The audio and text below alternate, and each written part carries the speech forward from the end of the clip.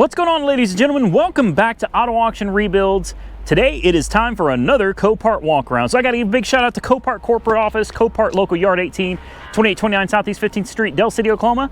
And a big shout out to all of you for watching and making these videos possible. Let's jump into it. Number one on my list is a 2016 Jeep Wrangler Unlimited. And I'm actually looking at this for a buddy of mine, Eli, the guy that sold me the house. He is very interested in this. And this one is a little bit interesting to me, so I'm actually glad he sent it to me. It's got 34,404 miles on the odometer. It's listed as frame damage. So I guess the first thing we're going to do is we're going to take a step back and we're just going to look at everything. Do the bumpers line up? Are the gaps good around the hood, between the bumper and the fender flare? The doors, the pillars, how does everything look? Now, obviously, this door doesn't close. They've got it zip tied. It's missing all of the pieces inside. Now, I think they set this up so you could actually, no, they didn't. They made it so you cannot open the door. That sucks. I would have really liked to have been able to open that door and take a better look inside. But the gaps back here look good. Gaps here are good. You can see this is what's confusing though, is they have cut a lot of stuff out and they've actually already patched in a replacement rocker panel. Very, very bizarre. And this is an insurance car. I've double checked, triple checked that. Everything back here looks good. Bumper lines up just fine. The flares look good. The lines on the doors look good. Same thing here, the pillars, everything looks good, lines up, hood, everything, windshield, everything looks good on this. So it leaves me a little baffled about the frame damage. Now I'm going to pop this hood open real quick.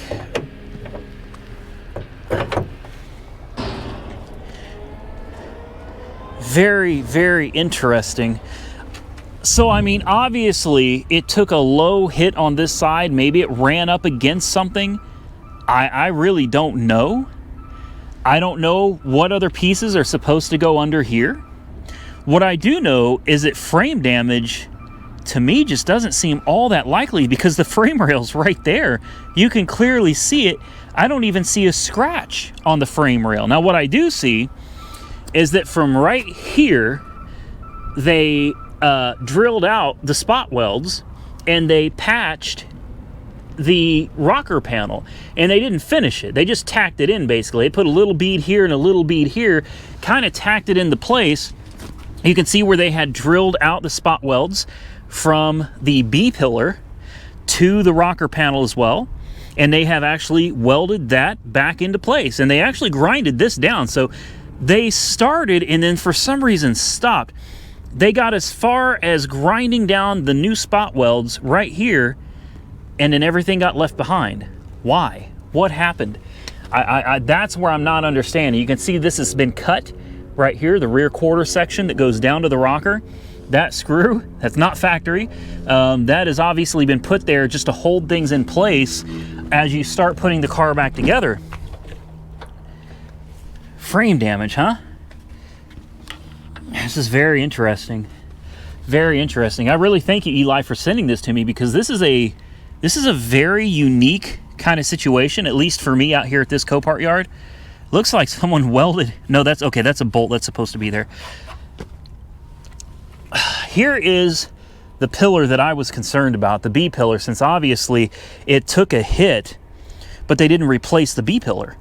So I'm guessing they felt that the B pillar was not damaged. All the spot welds have been drilled out of that as well. This is very interesting. The B pillar looks fine to me. I don't see any signs of real damage. That bolt's not all the way in. That's something that'll need to be taken care of as well. But as you, the door is definitely out of alignment. In fact, the door is damaged. You can see it's damaged there and it's damaged there. So it's something else to take into consideration. Look, if you're using it as a toy, if it's just something you want for yourself to have some fun with, this is something I'd jump on all day long. I mean, it doesn't look like it's going to take all that much to finish it up. We will need to jump in the other side and try to fire it up. There's still work to be done, though. There is work to be done. but honestly, it doesn't look bad from where I'm standing. It really doesn't. Interesting. Let's take a look at the frame rail down here, because obviously if it's listed as frame damage, they believe that there's damage to the frame of this vehicle, and that leaves me wondering where and why. So this front track bar here, or torsion bar I believe is what they call it, it looks like it's bent in, but I believe that's actually manufactured that way, so that should be fine. Here's one of your frame to body bolts, and it's not all the way in, so somebody has lifted this body up off of the frame at some point, and that is also somewhat concerning. Following the frame down, that mount, that bolt is twisted. You can very clearly see that that is definitely off-centered. Look at that. Hopefully you can see this bolt is tweaked this direction. So perhaps the frame damage isn't something that's so easy to see, like a collapsed or crunched in frame. Maybe it's the mounts themselves, which are welded on here. Now these could be replaced if the frame is still good, and it looks to me like the frame is straight. If it tweaked these mounts, you can actually cut them off and re-weld and replace those mounts by themselves, but that's been taken out, and so is that one back there. So your frame to body mounts have definitely been, they've been messed with. They've been messed with. Interesting. Very interesting. It's just one of those things, man. You got to pay close attention to this stuff. If you're going to be messing with a frame damaged car, be very careful. Be very careful. Make sure you come out and take a look at it firsthand, get a better idea of what you're getting yourself into. But other than that, I mean, the frame itself looks like it's fine. So I guess we need to at least try to start it up. I won't be able to really get it in gear or anything. The seats have been pulled too. Yeah, this cab has been lifted up off the frame 100%. And it's not going to start. No. It's either dead as a doornail or they disconnected the battery. But it's listed as a run and drive. Let's take a look at the body mounts under here. Yeah, that's tweaked. That is tweaked. This one is bent that direction. This has been tweaked the same direction as the other one. And I just, for the life of me, I can't believe that it's made like that. I can't believe that at all. Yeah, I feel like the mounts have actually been tweaked. Maybe some of you Jeep experts can chime in. I'm sure there's plenty of you out there. I don't believe those mounts, like if you're looking straight up and down this way, those mounts are tweaked, or at least the bolts are tweaked this way. Same thing on this side. They're tweaked the same direction going this way. I don't think it's supposed to be like that, but maybe you can comment below and tell us what you think. I'm going to try to get this thing started. All right, I got it running, and I made a video for Eli to show him that it was running and then it goes into gear, and it does all of the above. I forgot to record it for you guys, so please forgive me. I don't have time to do it again, so we're going to move on to the next one. Here we got a 2012 Volkswagen CC. I've always loved this car. This one's a flood though, and I kind of feel the same way about Volkswagens as I do about Audis, Ferraris, Lamborghinis, Porsches, Mercedes. Just, they don't make good flood cars, guys. They don't make good flood cars. There's too many modules that they put on the floor, and more often than not, if water intrudes into the car, you're just done. You know what I mean? And this is a nice example too. This is a very clean car. See how it doesn't smell horrible though. You know, a lot of these cars just smell absolutely disgusting. This one does not. It looks good. The miles say 0405, so I'm guessing that the miles weren't reading accurately either, if at all. Let's see if I can find, where is the hood release to this dang thing? Great, I can't find the hood release. I'm going to put the key in just to see if anything happens. And of course it doesn't. I expected as much. I don't expect that this car is going to do anything at all. But I am going to climb down here. I'm going to try to find that hood release. Ah, it's right here. In plain sight. That's unusual. Normally they like to hide it on you. Let's pop the hood. See if we can check the oil and see if we've got overfilled oil.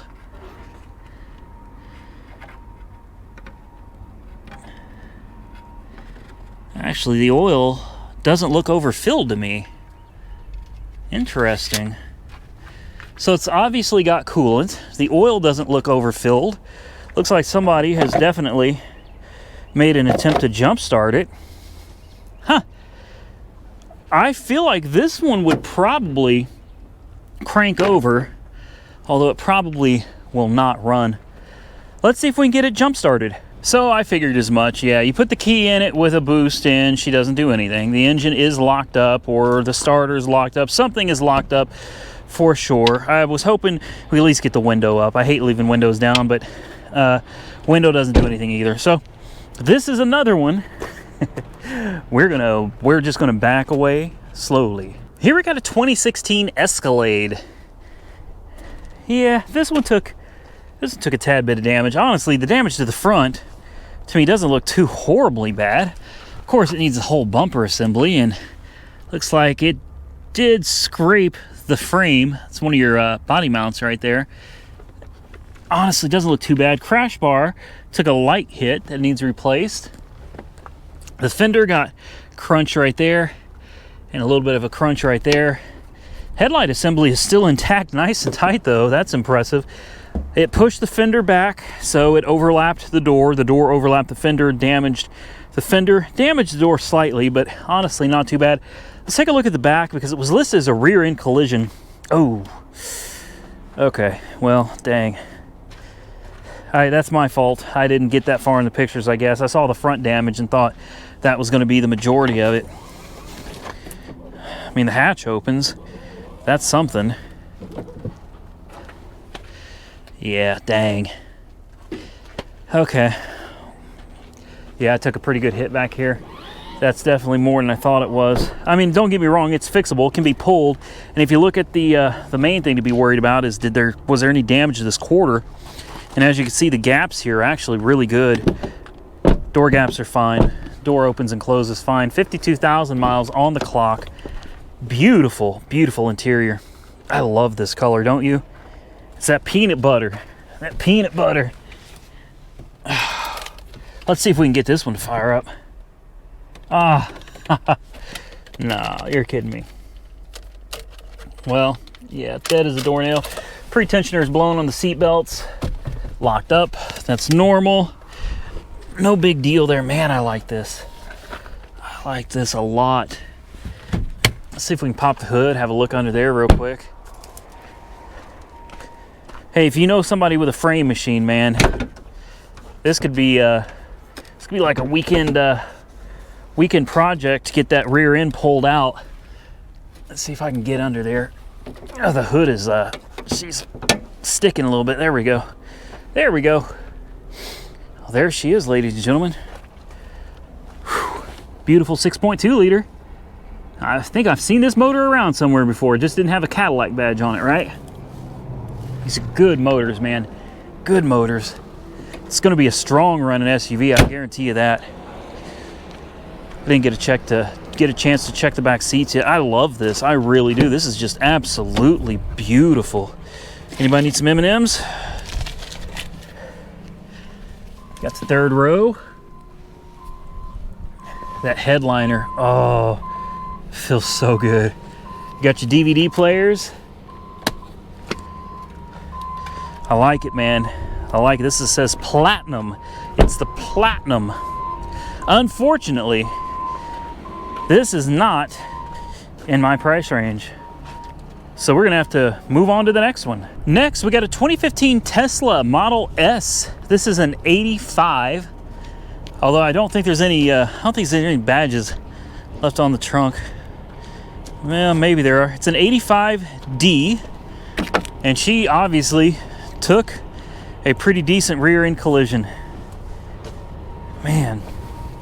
Now this is listed as a run and drive.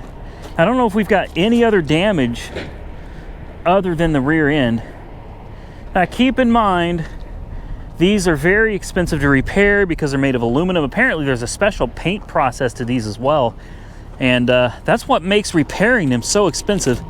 Unfortunately, I can't see under the cover, and I'm not going to lift it up because obviously I don't have the money to buy something like this. But I would be curious to see if the quarter panel back there has been damaged at all, or if it's just whoa, wow. This is the first Tesla at this yard that I've ever been able to get to open up to me, or open up for me. I know the screen is flickering. It's on 96.1 country. We dance. The digital display here just lit up. Guys, how do you start one of these? How do you start a Tesla? Where's the key even in this thing? I think we'll push car. Here's the car. Display brightness is at 100%. Exterior lights, auto, blah, blah. Lots of stuff here. All I want to know is how in the heck do you start a Tesla? I see the hazard lights. I see lots of controls for lots of different things. What I don't see is how to fire it up. Or is it already fired up? Does it start as soon as you get in the car? It's got a range of 52 miles. Is it running? Key not inside vehicle, unable to drive. You're killing me. You're killing me. So the key's not in it. And if it is, the key's dead or something. I mean, it looks like the key was in it because they had a I hope this isn't one that somebody stole the keys to already. Here's the charger for it right here. So that's nice. They threw the charger in with it. Dang. Autopilot, auto steer, summon, speed limit warning, lane departure warning. Man, this thing is phenomenal. I want one so bad. Car off. The one thing that I don't know though, you guys will have to comment below. I'm assuming that the car would start. If the key was in it, there would be an option to start it, right? Because right now I don't see anything that says anything about starting this car. Oh, well, I figured I'd show it to you anyway. I'm sure many of you have seen these Teslas 100,000 times by now. It is a beautiful car. I probably should have Googled how to start a dang Tesla. Not that it would have done any good anyway. When did the doors pull themselves back in, I wonder? Do you push them? I don't know. It's an interesting car. I've got nothing but love for Tesla. A lot of people think that I hate electric cars, and I truly don't. I actually really love Teslas. I think they're an ingenious idea. I just prefer, personally, and I know that the Teslas are going to outrun just about any gas engine car on the road today. I get that. I just prefer hearing the sound of a loud exhaust and a high revving engine, you know, and the smell of burning gasoline out of the exhaust. Like, that's just me. I guess I'm kind of old school like that. I just love the sound of horsepower. And in an electric car, I think that sounds like I don't know. I truly don't know. I wish I could have shown you more of the Tesla. Unfortunately, it looks like there's no key in it, and on top of that, I just don't know how to start it. So we're gonna move on to the sublot. Now, here is one that you guys know all too well on this channel, the RX8. Now, I don't believe this is a Shinka edition. Oh man, it is beautiful. It's listed as mechanical damage, but what a beautiful color. It does not say Shinka on it. What do you think the mechanical damage is? I can take a guess already. Most likely the engine. You know, such a common issue with the rotary. They're just they're not reliable. You know what I mean? Now, if you take care of them, if you know how to properly maintain them, if you mix oil with your gasoline like you're supposed to, if you use the right type of oil, these can be phenomenal cars. And I am here to tell you, they are so much fun to drive. So you don't need 600 rear wheel horsepower. There is something just so fun. Oh, it's a stick shift too. It's a stick shift, and I believe the stick shift makes it a 6-port, right? 4 ports automatic, 6-port is stick shift. It's been a while since I had one, so forgive me. The interior smells real nice. This is common. The dash pad on the passenger side airbag tends to crack up into pieces. It is dead as a doornail, so we're gonna have to put a jump on it. Look at it. You can't see it. 10,000 RPMs. Oh my. Okay. I'm gonna throw a booster pack on this real quick. Now let's see if we can get her running.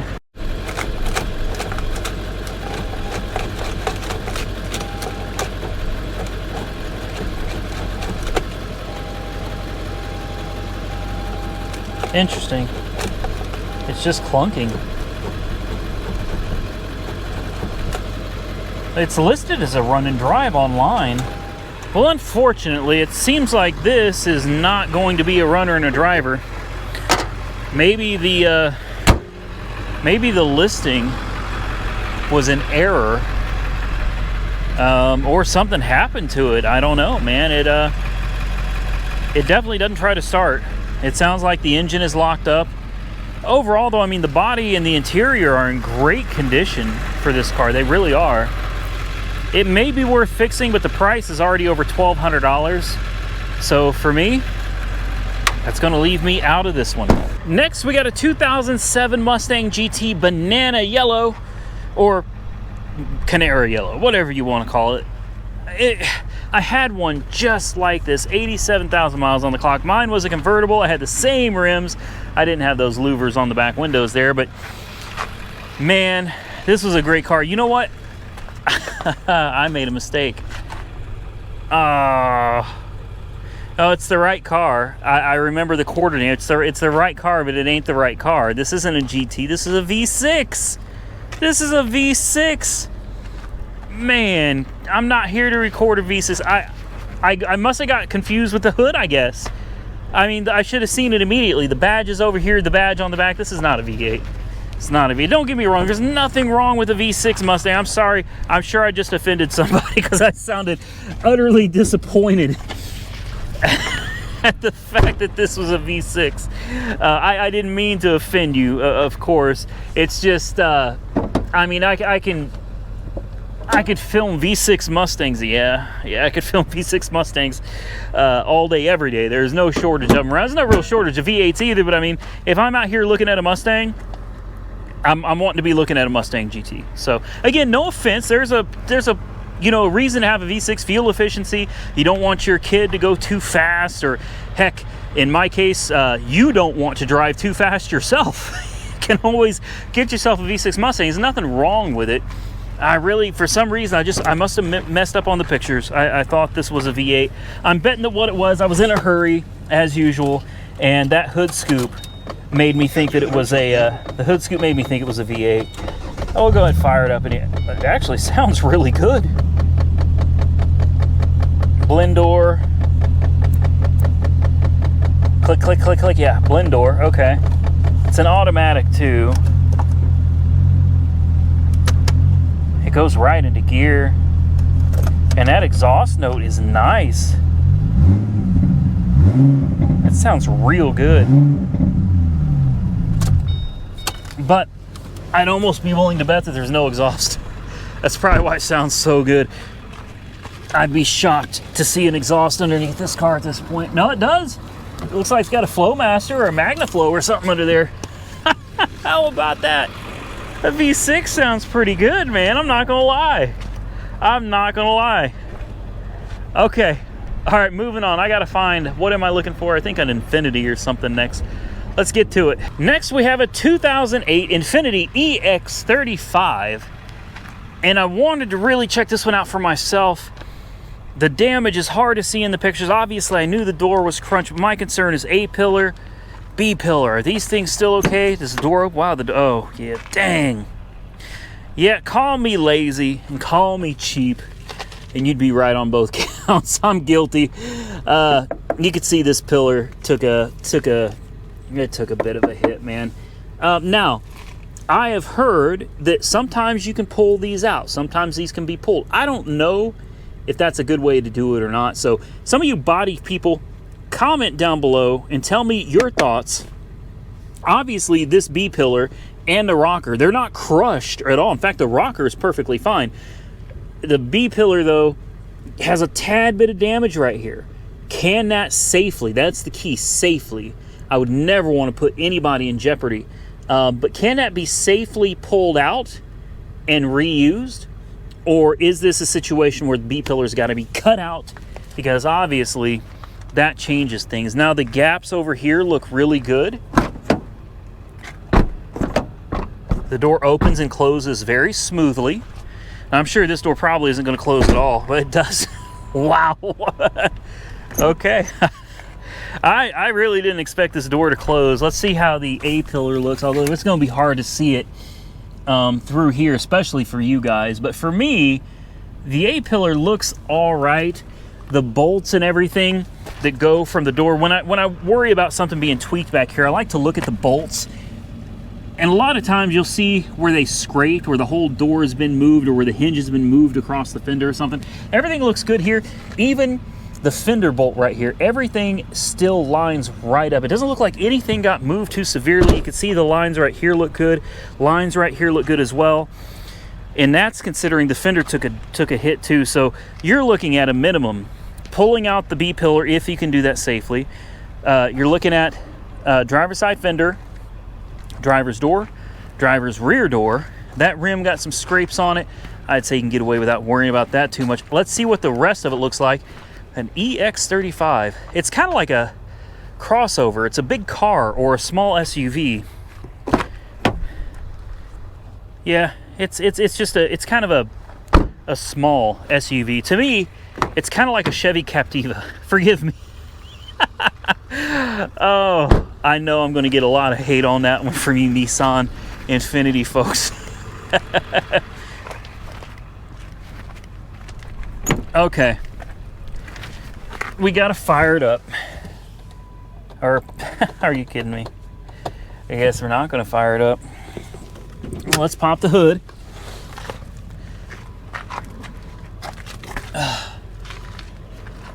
Yeah, I know I'm going to catch a lot of flack for that one. Comparing an Infiniti or a Nissan to a Chevy Captiva.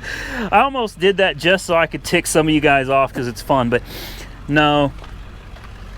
Truthfully, that's what the size is comparable to me. I'm not saying it's like a Chevy Captiva, and truthfully, this is longer than a Captiva as well. It's bigger. But when I saw it, that's kind of what it reminded me of. The oil looks really good. It looks nice. I don't see any coolant, but that doesn't mean that there's not any in there. Yeah, the upper hose is completely dry as well. Yeah, you know what? What was the mileage on this? I don't remember. 164. Yeah, okay. I'm just not going to take any risks on this one. So I wanted to come check it out in person, as I always recommend you do as well. But for me, this one's not it. It's going to be for somebody else. Let's move on. Last on the list for today, ladies and gentlemen, is a 2006 Larson. And I don't know anything about boats, so it's an LXI28. So you boat people out there are going to have to comment and tell me, oh my, what happened to this? Ooh. Wow. Okay, so it definitely looks like this wheel right here impacted something and just ripped it to pieces, man. All the bearing grease has been flung all over the place. The bearing buddy on this one got knocked off as well. Looks like this whole thing just sideswiped something. My goodness. And you can see you've got a bunch of the fiberglass is just cracked all over the place. Lots of scraping down the side. I mean, it looks like this thing just, it almost makes you wonder if it hit one of those concrete barriers like in a construction zone on the interstate. You know, like they got a little too far over. Boom. Another thing I noticed is the hitch is gone. I don't know if they just unbolted it, but you can see right there, there's no hitch. At least not anymore. Dang. Oh, and this beauty right here, right? We'll save that for another video. That's not up for sale yet. I can't actually do a tour and show you around vehicles, boats, trailers, tractors, anything like that that's not actually up for sale in this week's auction. So if you saw something, wow, look at these axles are bent. These rims are just bent all over the place. If you saw something in this auction, please don't ask, why didn't you show this, or this? There's just one or two reasons. Either I didn't show it because I wasn't interested in it, or I didn't show it because it's not for sale in this week's auction, and I'm not allowed to show you things that are not up for sale this week. So have patience. You'll most likely see it in another video. I like this boat. I do. Unfortunately, I think it's a little too torn up for me. There's the hitch right there.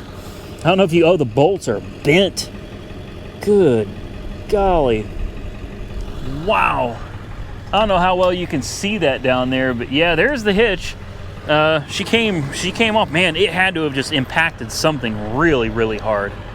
I absolutely love coming out to Copart, man. I really do. There's so many cool things to see. Toys, trailers, work equipment, and how do you like this, guys? That's right, Copart, baby. What better than to have the old F-250 from Copart that takes me around to Copart to do my Copart walk-arounds with a Copart license plate sitting right here in front of all these other Copart vehicles. I love it. I love it. I hope you guys like that little Copart license plate we got there. And with that, folks, that's going to be it. I'm going to get out of here. No, I'm not. Who am I kidding? I'm not getting out. This is video number 2 of the week, which means I got one more to record, and it is out here at the sublot, which means we're going to be looking at tractor trailers back yonder.